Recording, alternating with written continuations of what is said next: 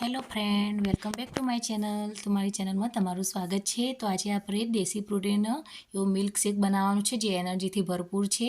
તો મારો વિડીયો જરૂરથી જોજો. જે તમને પસંદ આવે તો લાઇક અને સબસ્ક્રાઈબ જરૂરથી કરજો. તો આ વિડીયોમાં આપણે મિલ્ક શેક બનાવવાનું છે, એકદમ એનર્જીથી ભરપૂર છે. તો એને બનાવવા માટે અહીંયા મેં એક કેળું લઈ લીધું છે અને સાથે મેં ફોદરાવાળા જે ચણા આવે છે એ લીધા છે અને સાથે આપણે જે પોચી ખજૂર આવે છે એ લઈ લઈશું. સાથે થોડોક એક કોકરી જેટલો ગોળ લઈ લઈશું અને સાથે એક ગ્લાસ જેટલું દૂધ લેવાનું છે.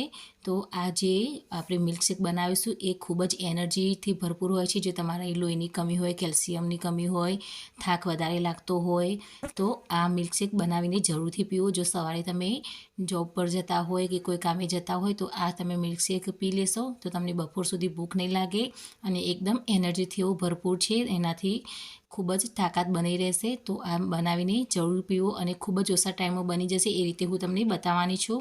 તો તમે સવારે નોકરીમાં જતા હોય તો પણ એકદમ ખૂબ આસાનીથી ફટાફટ બનાવીને પીને જઈ શકો છો.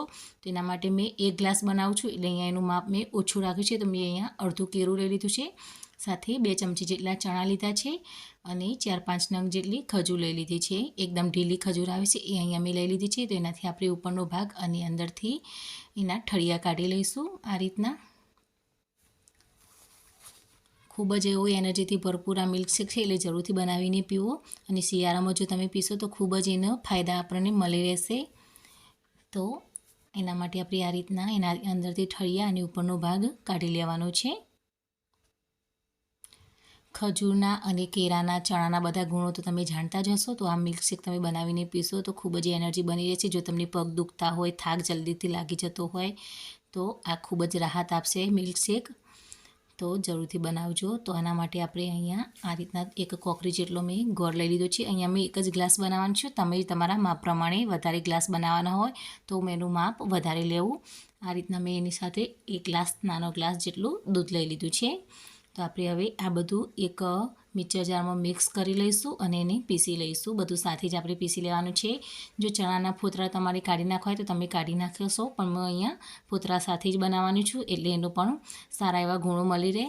તો આ રીતના મેં બધું જ મિક્સર જારમાં પીસીને એક ગ્લાસમાં કાઢી લીધું છે. એકદમ સરસ મજાનું એવું મિલ્કશેક બનીને તૈયાર થઈ જશે.